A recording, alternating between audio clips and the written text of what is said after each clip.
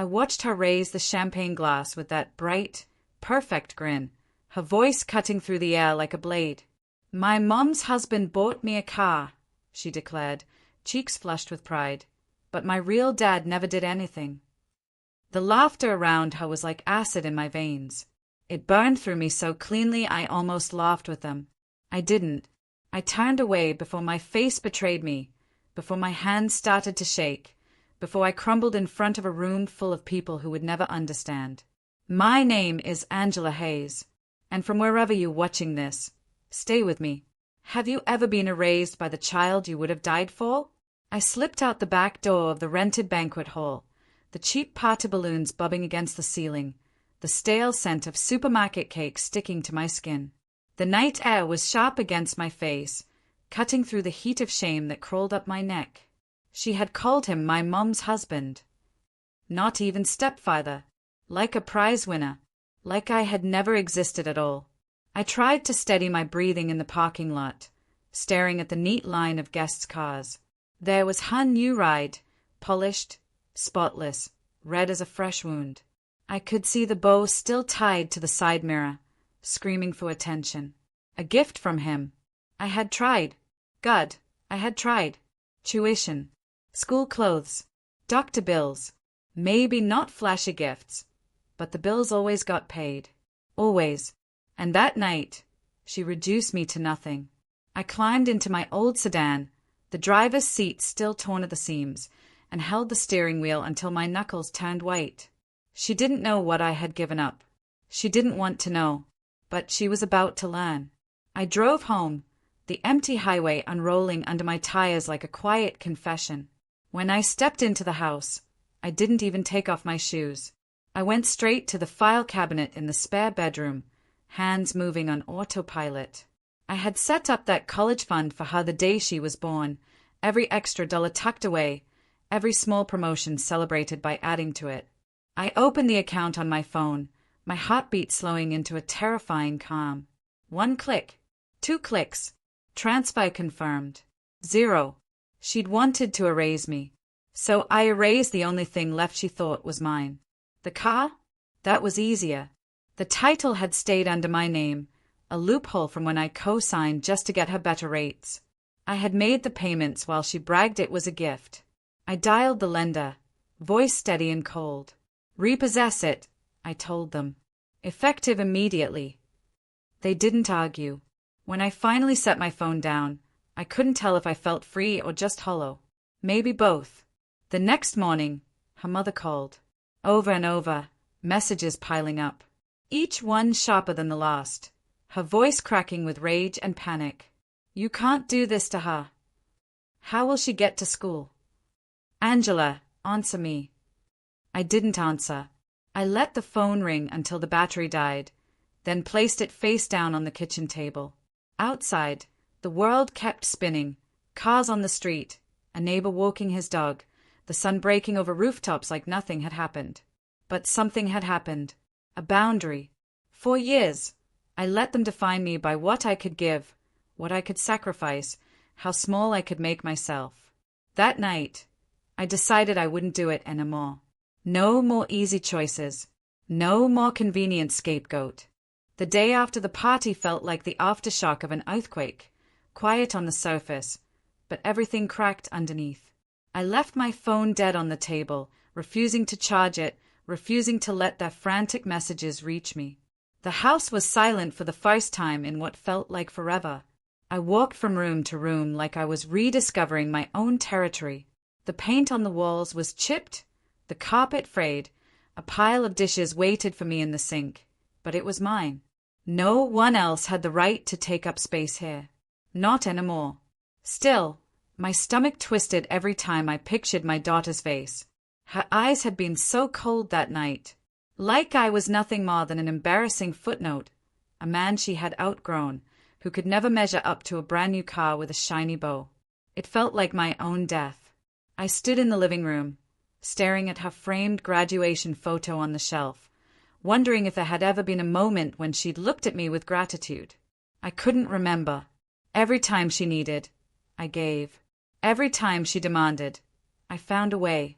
And every time she praised someone else, I smiled and swallowed it. Not anymore. The knock on the door was so loud I jumped. My heart pounded in my chest, a reflex that still made me feel small. I opened it to find my ex-wife on the porch, hair pulled into a perfect knot, lips painted bright, anger radiating off her like a furnace. "Angela, what the hell did you do?" I held the door halfway open, refusing to invite her in. "I don't owe you an explanation." She scoffed, pushing against the frame. "You emptied her college fund. You had her car taken away. How could you be so cruel?" I wanted to laugh. Instead, I kept my voice calm. "You stood there while she humiliated me. You clapped with the rest of them. Don't talk to me about cruelty." Her face twitched. "She's a kid, Angela." She was excited. "You're the adult." "Exactly," I shot back. "And the adult is done being treated like trash." She tried to step inside, but I stood my ground. "Do you know what you've done?" she hissed. "You've ruined everything. You've ruined her future." I could taste the bitterness at the back of my throat, but I didn't let it show. "I protected my own future," I told her. "For once." Her voice cracked then, turning desperate. "She'll never forgive you." That hurt, more than I would ever admit. But I stayed still. "Maybe not," I said softly, "but I can forgive myself." She glared, like she might spit poison right into my face. But then she turned away, storming down the path to her car. I watched her go, shoulders shaking, hands white-knuckled on the steering wheel before she peeled out of the driveway. I let out a breath I didn't know I'd been holding. For years, I'd been scared of that look, of her rage, of her disappointment, of her threats to take my daughter away from me. But today, I felt untouchable.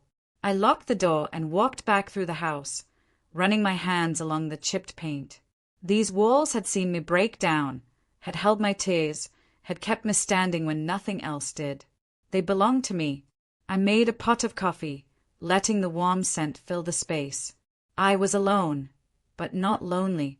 Outside, the wind picked up, rattling the cheap party balloons still tangled in the bushes by the driveway. I watched one rip free, floating up and away until it disappeared over the rooftops. It reminded me of something, that moment when you finally cut the string and let what was never yours drift away. I stood there for a long time, breathing, because even if she never forgave me, I was still here. And for the first time, that was enough. The following morning, I sat on the porch steps with a chipped mug of stale coffee, letting the sunlight warm my face. The silence felt almost too big, like a hollow space I wasn't sure how to fill. But I didn't dare call her. I didn't dare open my phone. I knew what I'd find, messages dripping with guilt, with rage, with every attempt to claw me back into their world. I had to hold the line. For years, I'd been the first one to apologize, to patch things over, to keep the peace. That version of me would have already driven across town to fix everything, stuffing envelopes with tuition money, signing over a new car loan, trying to earn her love again. Not this time. I took a deep breath and watched the neighbors mow their lawns, kids riding scooters past my house without a care in the world. It felt strange, how ordinary everything looked when my own life had just been blown to pieces. My phone buzzed on the kitchen table, a low, persistent vibration that made my heart jump. I forced myself to let it ring. Eventually, the sound cut off, leaving only a painful echo behind. Then it buzzed again, and again, and again. Finally, I stood up and walked inside, picking it up like it was a venomous snake. One text from my daughter flashed on the screen. "Why did you do this?" I almost threw the phone across the room. Instead, I sat down at the table and stared at the words. They felt like an accusation and a plea at the same time. She had no idea how many times I had fought for her in silence. How many times I went without, just so she could have enough. How many hours of overtime I worked. How many bills I paid without complaint. She saw none of it. Because I had to, I typed back, then erased it. Because I mattered to, I typed, then erased that too. In the end, I couldn't reply at all. I set the phone down, face down, and pressed my palms to the table until they hurt. The front door rattled suddenly, and I jumped. I stood to see her, my daughter, standing there on the porch, arms crossed, jaw tight, rage rolling off her like a storm. "You ruined everything!" she shouted before I even opened the door all the way. I held the frame, steadying myself. "I ruined everything," I echoed. She stormed inside, shoving past me. "That was my future. That was my freedom. You took it all." I watched her circle the living room like a caged animal, tears already spilling down her face. "You humiliated me," I said softly, "in front of everyone." She spun around, eyes wide. "You're the adult. You're supposed to handle it." That nearly broke me. "I did handle it," I told her. "For 18 years, I handled it. I gave you everything I had." She shook her head, arms trembling. "But you took it away." "I took myself back," I replied. The look on her face was pure betrayal, the kind that might never heal. But behind the betrayal, I saw fear too, fear of losing what she thought was guaranteed. She walked toward the front door, shoulders sagging. "You'll regret this," she choked out. Maybe I would. Maybe every night, for the rest of my life, I'd wonder if I'd gone too far. But in that moment, standing in my own house with no one left to tell me who I had to be, I felt certain. "Goodbye," I said. She slammed the door so hard the windows rattled. I sank into the nearest chair, my breath uneven, tears finally breaking free. It wasn't supposed to be like this. I was supposed to be the father she ran to, not the one she ran from. But sometimes love meant letting them hate you if that was the only way to set yourself free. And I was free. I didn't leave the house that day. I couldn't. The weight of what had happened hung over me like storm clouds that refused to break. Every time I closed my eyes, I saw her face, hurt, furious, betrayed. And maybe I had betrayed her. Maybe, in her eyes, I had crossed a line that could never be uncrossed. But I kept reminding myself, she wasn't the only one with scars. The phone kept lighting up, call after call from my ex-wife, a string of texts from family members who had been fed only half the story. Cousins, uncles, her mother's friends, people who never once called to check on me now demanding to know how I could be so heartless. I put the phone in a drawer. Let it ring. Let them talk. I spent the day cleaning, sweeping the floor, wiping down the kitchen counters, scrubbing the bathroom tiles. I didn't care if they sparkled or not. I needed to move, to do something, anything, that reminded me I still had control over my own life. Around sunset, I stepped outside, the air thick with heat and the smell of cut grass. The remnants of the party were still scattered across the yard, bits of ribbon tangled in the bushes, a plastic cup under the porch steps, a deflated balloon caught in the fence. I picked it all up slowly, deliberately. Each piece felt like I was reclaiming a little more of my space. My piece. That's when I saw the tow truck. It was parked down the block, angled in that way that made it look like it was waiting for a command. And there, 2 houses down, was the car. The red one. The one with the bow that wasn't mine to give but somehow had my name tied to it anyway. I watched as the driver climbed out, paperwork in hand, already moving with the confidence of someone who'd done this 100 times before. Part of me wanted to stop him. Part of me wanted to run down there and say, "Leave it. Let her have it. Let her keep something." But I didn't. Instead, I stood on the porch, silent, as the driver hooked up the car and hauled it onto the truck. The whole thing took 5 minutes. 5 minutes to erase the lie they'd all clung to. When it was done, I went back inside, closed the door, locked it. The house felt different now. Lighter, quieter, but also lonelier than I'd expected. I sat at the kitchen table, the hum of the refrigerator the only sound. I poured myself a glass of water and stared at it like it held all the answers I didn't have. This wasn't the ending I'd imagined. I'd wanted to be the hero in her story, the steady hand, the safe place, but I wasn't. Not anymore. And maybe I never really had been. The sun dipped below the horizon, casting long shadows across the floor. I stayed there until it was fully dark, listening to the world outside move on without me, because that's what the world does, and I had to learn how to move with it. The world felt different after the car was gone, like a page had turned that nobody else wanted to read.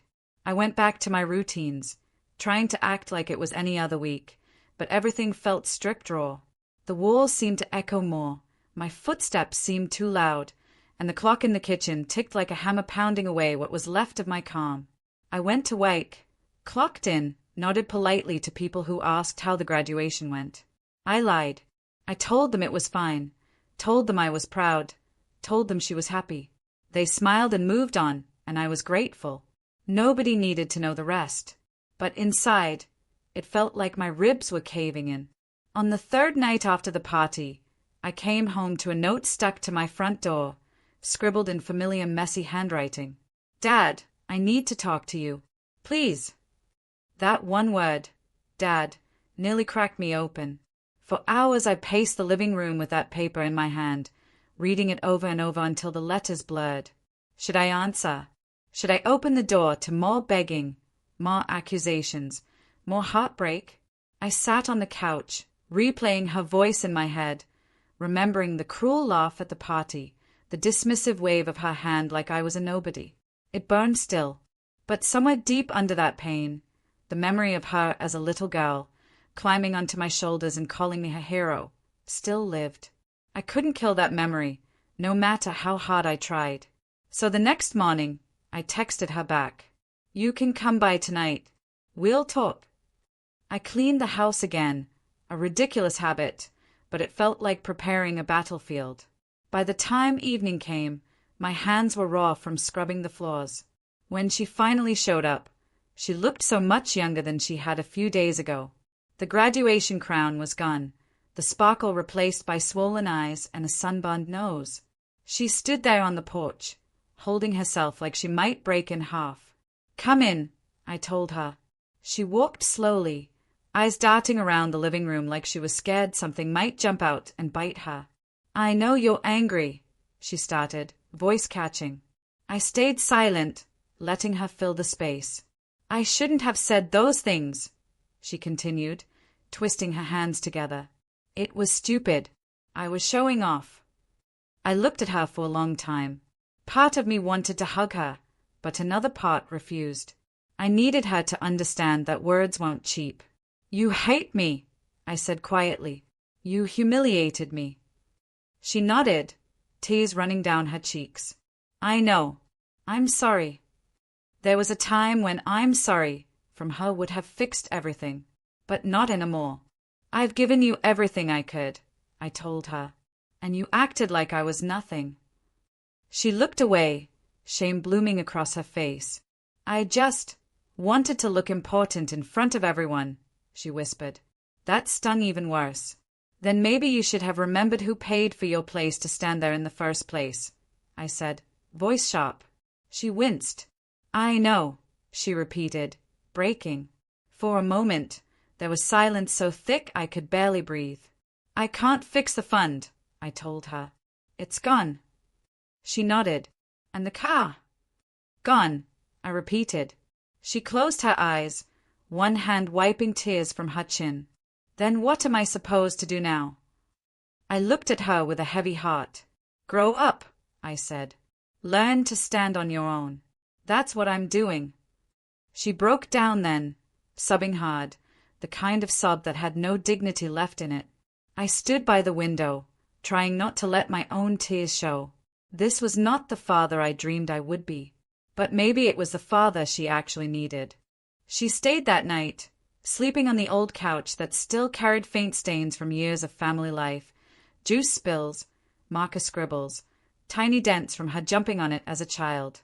I watched her sleep from the hallway, so small and crumpled now, nothing like the fearless, bragging girl from the party. In that moment, she looked like my daughter again, not the stranger who had tried to cut me out of her story. I didn't rest much. I sat in my room, listening to her soft breathing, replaying everything I'd said, every harsh word, every final line I had drawn.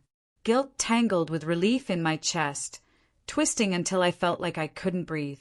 When dawn came, I made coffee and waited at the kitchen table. The house was quiet, heavy with all the things we'd never said to each other.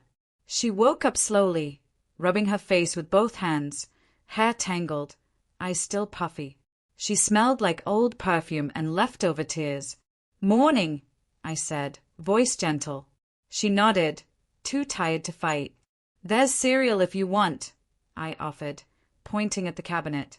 "I'm okay," she whispered. I sipped my coffee, watching her. There was a moment, fragile and quick, where she almost looked like she'd collapse into my arms. But she didn't.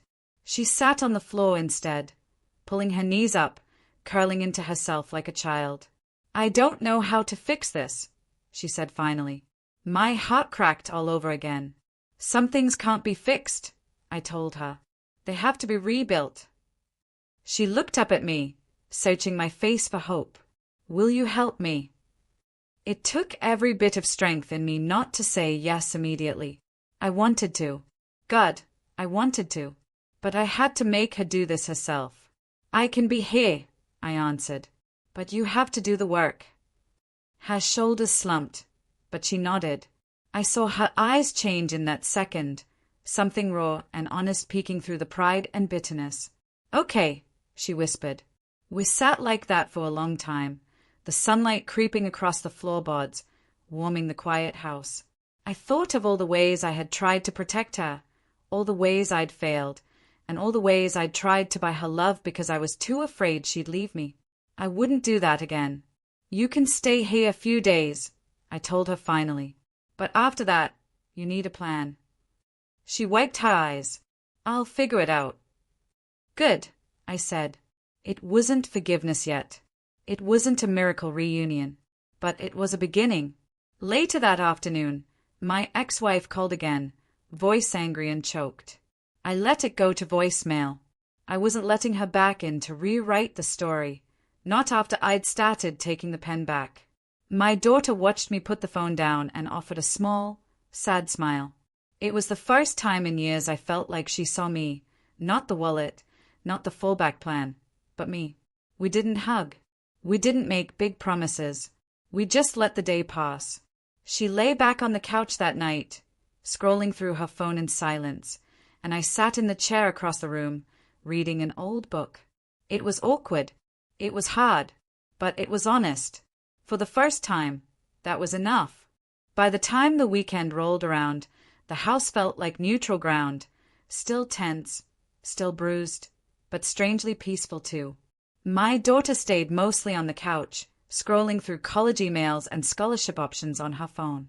Every so often, she'd sigh and press the screen to her forehead like the future was too heavy to hold. I wanted to step in. I wanted to fix everything. But I didn't. Instead, I kept to my routines, cooking simple meals, sweeping the floors, folding laundry. I left the bedroom door open in case she needed me.